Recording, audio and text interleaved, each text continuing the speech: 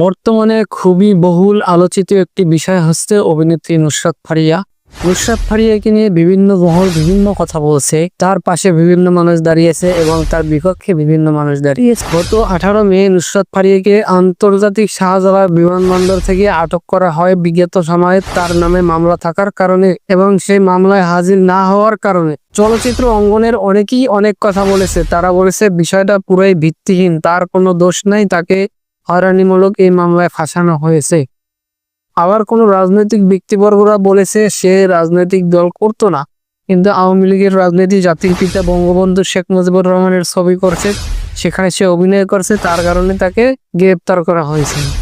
মানবাধিকার সংগঠন নূর খান লিটন বলেছেন তাকে হয়রানিমূলকভাবে আটক করা হয়েছে। তার এই ঘটনার সত্যতা যাচাইয়ের আগেই কেন তাকে বিদেশে যেতে বাধা দেওয়া হচ্ছে, এটা সম্পূর্ণ মানবাধিকার লঙ্ঘন বলে আখ্যা দিয়েছেন মানব অধিকার সংগঠক নূর লিটন হোসেন।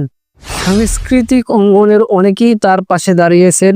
এখানে বাদন বলেছেন যে এই নুসরাত ফারিয়াকে গ্রেপ্তার করা সম্পূর্ণ হয়রানিমূলক, এই মেয়েটার কোনো দোষ নাই, এবং তার ওই মজিদ সিনেমার পরিচালক বলেছেন তাকে হয়রানিমূলকভাবে আটক করা হয়েছে, এক্ষেত্রে তার কোনো দোষ নাই। আপনি কি মনে করেন? এই প্রশ্ন আপনাকেই রেখে গেলাম। নুসরাত ফারিয়া কি দোষী নাকি নির্দোষ? কমেন্টে মতামত দিন।